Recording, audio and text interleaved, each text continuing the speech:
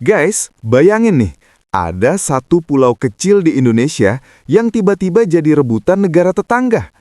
Orang Singapura berbondong-bondong datang sampai 10.000 orang lebih setiap hari di akhir pekan. Mereka bawa duit, bawa dolar, dan siap belanja habis-habisan di Indonesia. Pulau apa?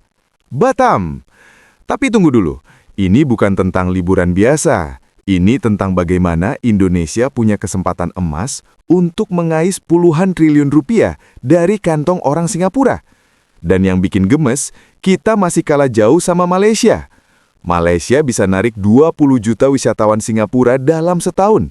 Indonesia cuma 1 jutaan. Padahal jarak Batam ke Singapura itu cuma 45 menit naik feri. Lebih dekat daripada Jakarta ke Bogor macet. Nah, di video kali ini, kita bakal bedah tuntas. Kenapa orang Singapura tiba-tiba ngiler sama Batam? Berapa banyak duit yang bisa kita raup dari mereka? Dan yang paling penting, kenapa pemerintah kita kayaknya belum ngeh sama peluang emas ini?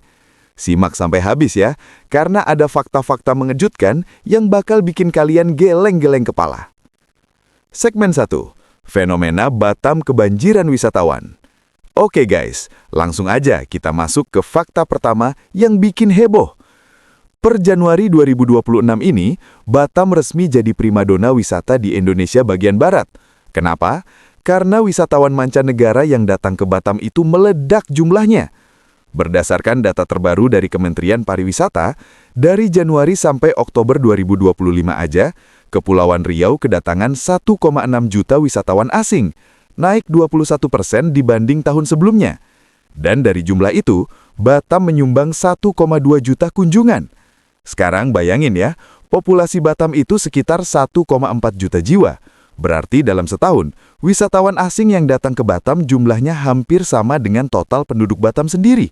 Gila nggak tuh? Nah, yang lebih gila lagi, hampir 60% wisatawan yang datang ke Batam itu orang Singapura. Sisanya dari Malaysia, China, India, dan Filipina. Kalau kita hitung-hitung nih, berarti ada sekitar 700.000 lebih orang Singapura yang datang ke Batam dalam setahun. Dan ini angka yang terus naik terus. Guys, ini baru Batam doang loh, belum termasuk pulau-pulau lain di Kepri kayak Bintan atau Karimun. Kalau digabung semua, potensinya makin gede. Tapi kenapa sih tiba-tiba orang Singapura pada tertarik ke Batam? Apakah Batam punya pantai yang lebih bagus dari Bali? Punya kuliner yang lebih enak dari Jogja, atau mungkin punya sunset yang lebih cantik dari Lombok?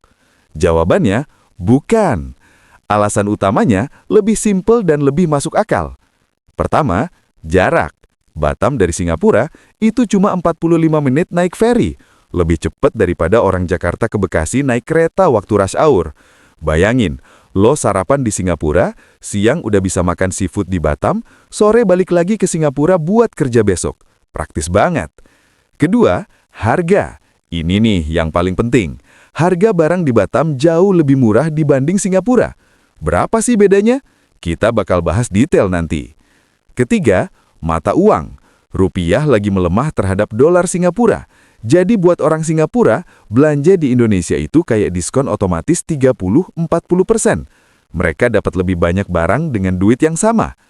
Keempat, kemudahan akses. Nggak perlu visa, nggak perlu ribet ngurus ini itu, tinggal bawa paspor, naik feri, langsung sampai. Gampang. Dan yang terakhir, Batam punya destinasi wisata yang lumayan menarik.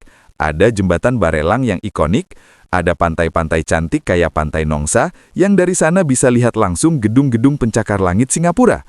Ada Kepri Coral dengan akuarium raksasa di tengah laut. Ada bekas kamp pengungsi Vietnam yang jadi museum sejarah, dan masih banyak lagi.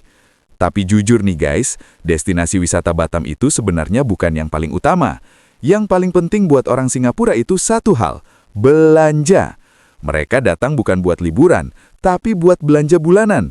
Beli beras, beli minyak goreng, beli sabun, deterjen, shampoo, bahkan ada yang sampai potong rambut, pijat, treatment kecantikan, bahkan berobat ke dokter gigi. Kenapa? Karena di Singapura, semua itu mahal banget. Segmen 2. Perbandingan harga Indonesia, Malaysia, dan Singapura. Nah, sekarang kita masuk ke bagian yang paling seru. Kita bakal bandingin harga sembako dan kebutuhan sehari-hari di Indonesia, Malaysia, sama Singapura. Guys, Prepare to be shocked. Mari kita mulai dari beras, kebutuhan pokok nomor 1 di Asia. Di Indonesia, beras 5 kilo kualitas medium itu harganya sekitar Rp60-75.000, tergantung jenis dan daerahnya ya. Kalau di Jawa bisa lebih murah, kalau di Papua bisa lebih mahal. Di Malaysia, 5 kilo itu harganya sekitar Rp25 Malaysia, atau setara Rp87.000. Lebih mahal dari Indonesia, tapi masih masuk akal lah. Nah, di Singapura, 5 kilo beras itu bisa sampai $15 Singapura atau setara Rp165.000, 2 kali lipat lebih mahal dari Indonesia. Bayangin guys, cuma buat makan nasi aja, orang Singapura harus keluar duit 2 kali lipat lebih mahal. Makanya, gak heran kalau mereka lebih milih belanja ke Batam atau ke Johor Bahru Malaysia. Terus kita lanjut ke ayam, protein favorit keluarga Indonesia. Di Indonesia, ayam 1 ekor utuh itu rata-rata Rp35-40.000. Murah meriah kan? Di Malaysia, sekitar Rp28 atau Rp98.000, 2 kali lebih mahal. Di Singapura, gila, bisa sampai $20 Singapura atau Rp277.000, 7 kali lipat lebih mahal dari Indonesia. Bayangin, buat beli ayam goreng buat makan malam keluarga aja, orang Singapura harus keluar hampir Rp300.000, sedangkan orang Indonesia cukup Rp40.000 doang. Sekarang kita bahas minyak goreng, kebutuhan dapur yang nggak bisa ditinggalin. Di Indonesia, minyak goreng 2 liter itu sekitar Rp35-50.000. Ada yang lebih murah kalau beli minyak curah, ada yang lebih mahal kalau beli minyak kemasan premium. Di Malaysia, harganya mirip-mirip sama Indonesia, karena kita sama-sama produsen sawit terbesar di dunia. Harganya sekitar Rp40.000 lah. Tapi di Singapura, minyak goreng 2 liter itu bisa sampai $18 Singapura, atau Rp249.000, 5 kali lipat lebih mahal. Ini baru 3 item guys, beras, ayam, minyak goreng. Barang-barang basic yang tiap hari dipakai. Udah berapa banyak bedanya? Belum lagi kalau kita bahas telur, cabai, bawang, sayuran, ikan, daging sapi, susu, mentega, roti, dan kebutuhan dapur lainnya. Semuanya di Singapura itu jauh lebih mahal. Bahkan buat hal-hal yang kayaknya sepele, kayak sabun mandi, shampoo, pasta gigi, deterjen, semuanya di Singapura lebih mahal 2-3 kali lipat dibanding Indonesia. Makanya nggak heran kalau banyak orang Singapura yang datang ke Batam cuma buat belanja bulanan. Mereka bawa koper-koper gede, masuk ke supermarket atau pasar, borong semua kebutuhan sebulan, terus pulang ke Singapura. Dengan duit yang sama, kalau belanja di Singapura, keranjang belanjanya cuma isi 1/4. Tapi kalau belanja di Indonesia atau Malaysia, keranjangnya penuh. Dan ini bukan cuma masalah sembako doang guys. Layanan juga lebih murah di Indonesia. Potong rambut di Singapura bisa $20-30 atau Rp300.000. Di Batam, Rp50.000 aja udah dapet potongan rambut yang bagus. Pijat refleksi di Singapura bisa $50-80 atau hampir Rp1.000.000. Di Batam, Rp100.000 aja udah dapet pijat full body 1 jam. Perawatan kecantikan, facial, manicure, pedicure, di Singapura bisa ratusan dolar. Di Batam, ratusan ribu rupiah doang. Bahkan ada yang sampai berobat ke dokter gigi di Batam karena lebih murah. Cabut gigi di Singapura bisa ratusan dolar. Di Batam, paling mahal Rp500.000. Jadi sekarang kalian paham kan kenapa orang Singapura berbondong-bondong ke Batam?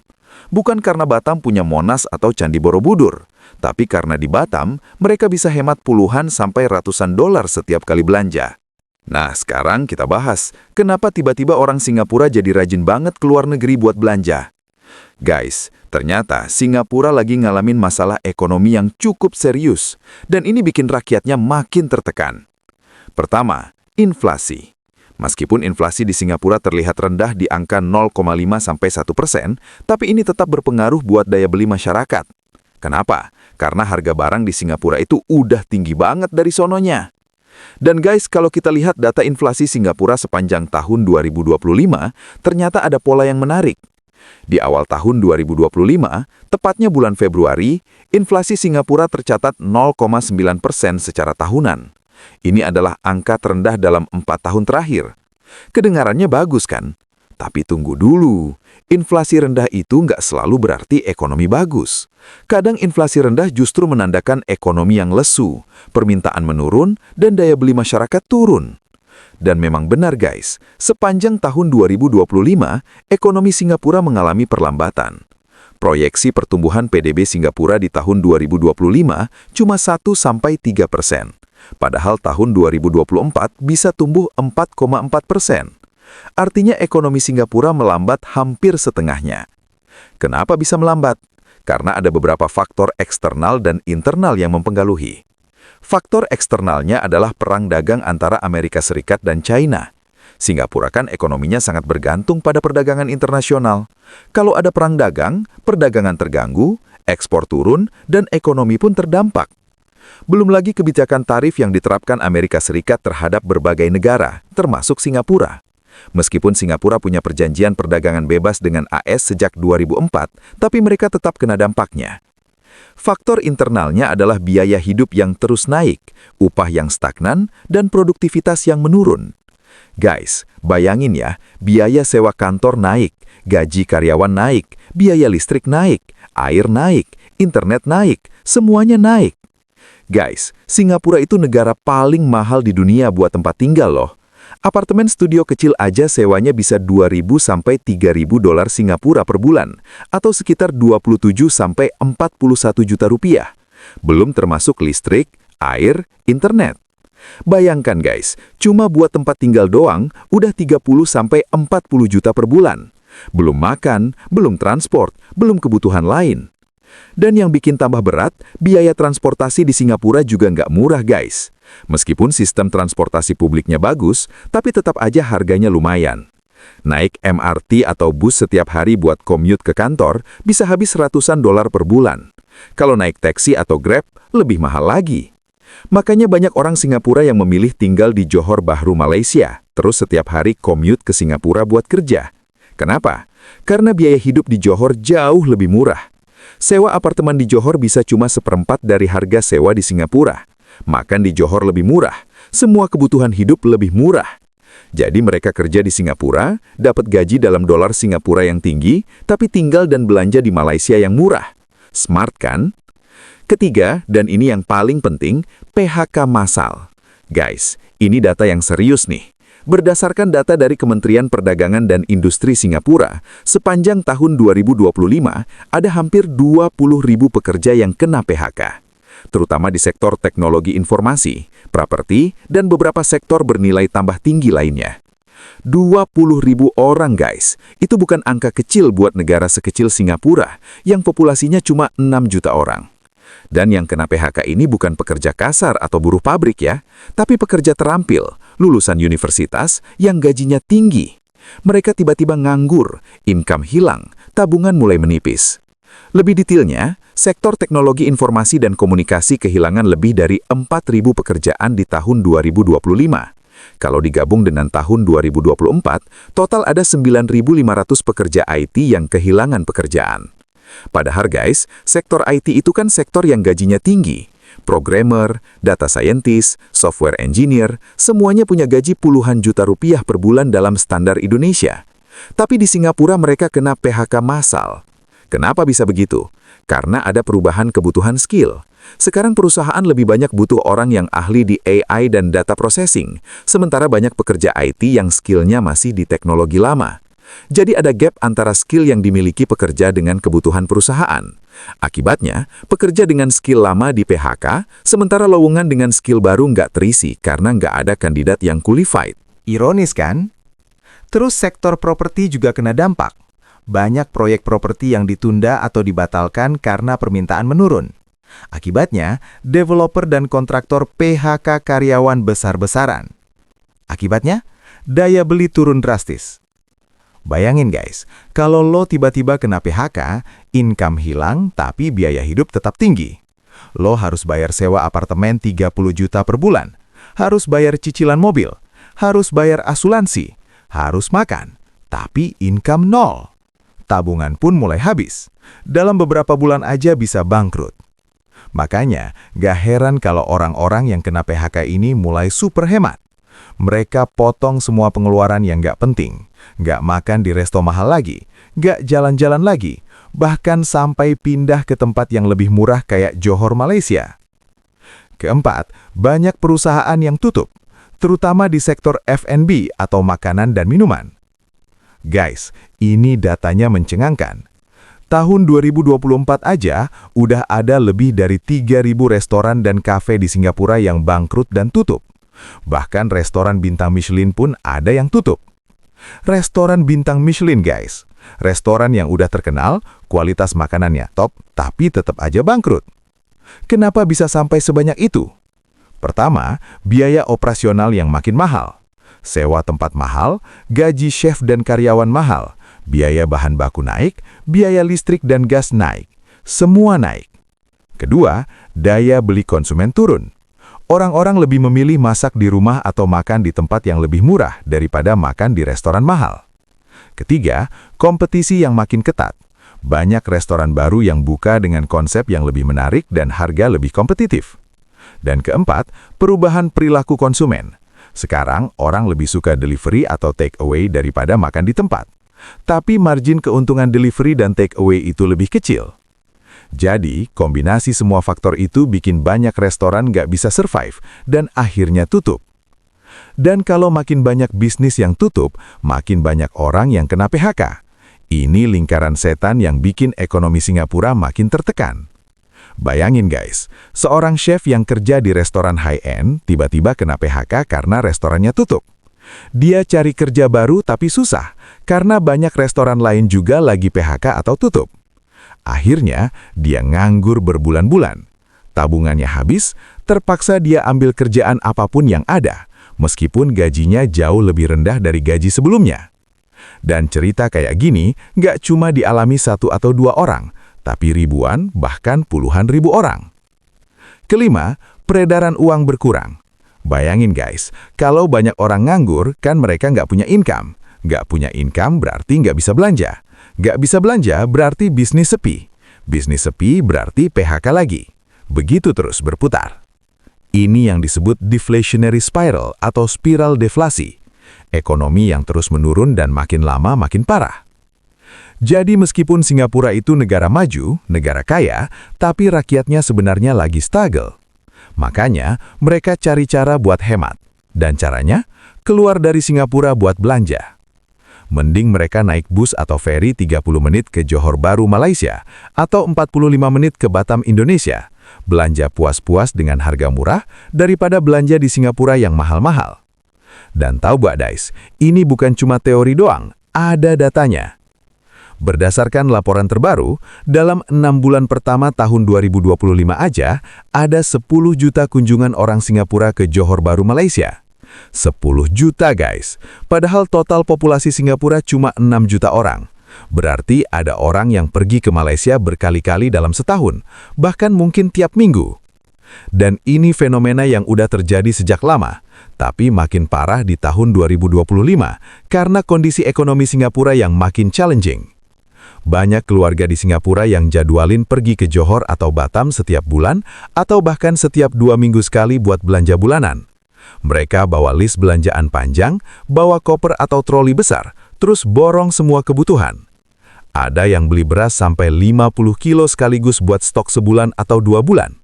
Ada yang beli minyak goreng sampai 20 liter. Ada yang beli daging ayam beku sampai puluhan kilo. Pokoknya, mereka belanja dalam jumlah besar supaya nggak perlu bolak-balik terlalu sering. Dan rata-rata, setiap orang Singapura yang ke Malaysia itu spending 1.000 ringgit Malaysia atau sekitar 3,9 juta rupiah sekali datang. Guys, 3,9 juta sekali datang, itu bukan angka kecil loh.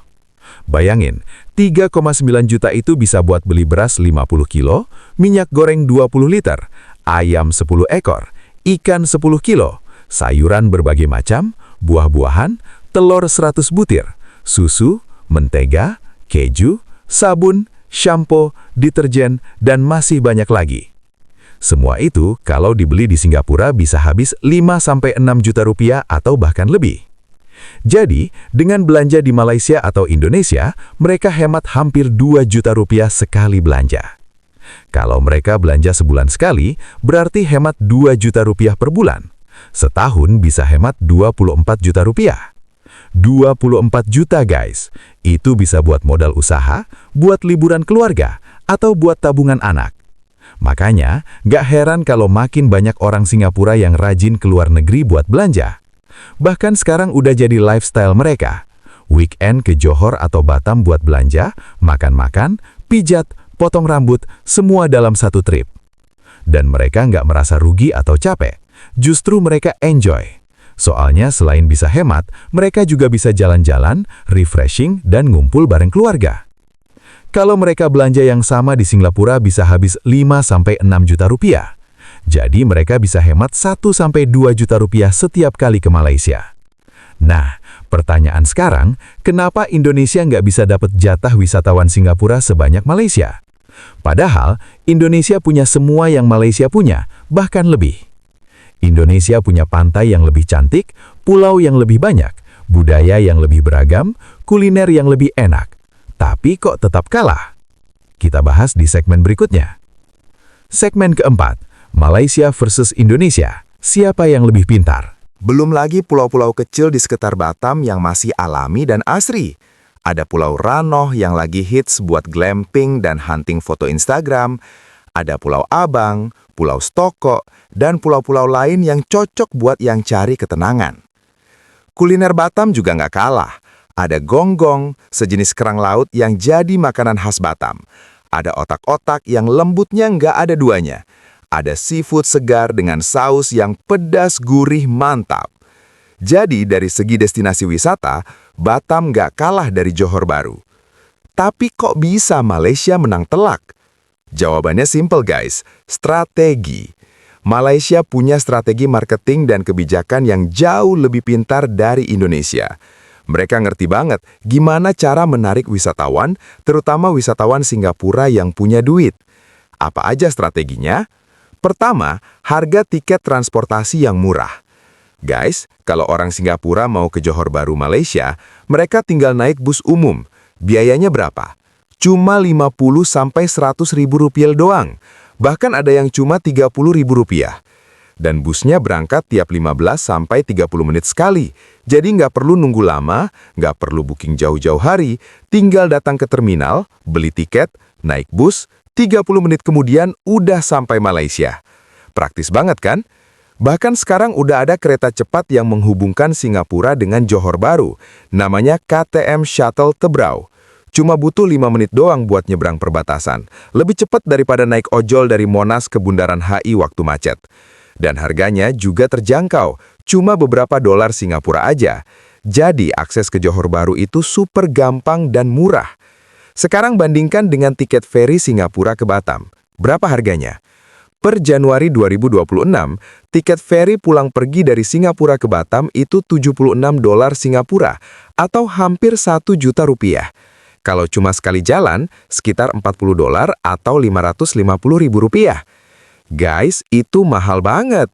Bayangin, cuma buat ke Batam dorang udah harus keluar 1 juta rupiah buat tiket pulang pergi. Belum belanja, belum makan, belum jalan-jalan. Baru ongkos bolak-balik doang udah 1 juta. Sementara ke Malaysia cuma 50 ribu, beda 20 kali lipat. Makanya banyak orang Singapura yang milih ke Malaysia daripada ke Indonesia, karena lebih murah dan lebih gampang. Kalau dipikir-pikir secara rasional, orang Singapura pasti mikir gini, untuk ke Batam gue harus keluar 1 juta buat tiket. Untuk ke Johor cuma 50 ribu. Harga barang di Batam sama Johor mirip-mirip. Ya mending gue ke Johor aja kan. Logis banget. Kedua, subsidi tiket dari pemerintah. Nah, ini nih yang gemesin. Ternyata pemerintah Malaysia dan Singapura itu sama-sama pintar dalam hal subsidi tiket transportasi. Gimana ceritanya? Jadi gini guys, kalau orang Indonesia mau ke Singapura, harga tiket feri atau pesawatnya lebih murah daripada kalau orang Singapura mau ke Indonesia. Coba deh lo cek sendiri. Tiket feri dari Batam ke Singapura sekitar 900 ribu rupiah. Tapi dari Singapura ke Batam cuma 550 ribu rupiah. Aneh kan? Harusnya tiket bolak-balik itu harganya sama, tapi kok bisa beda hampir 2 kali lipat? Kenapa? Karena pemerintah Singapura subsidiin tiket buat orang Indonesia yang mau ke Singapura. Biar makin banyak orang Indonesia yang datang ke Singapura, belanja di sana, nginep di hotel mereka, makan di restoran mereka, judi di kasino mereka, dan buang duit di sana.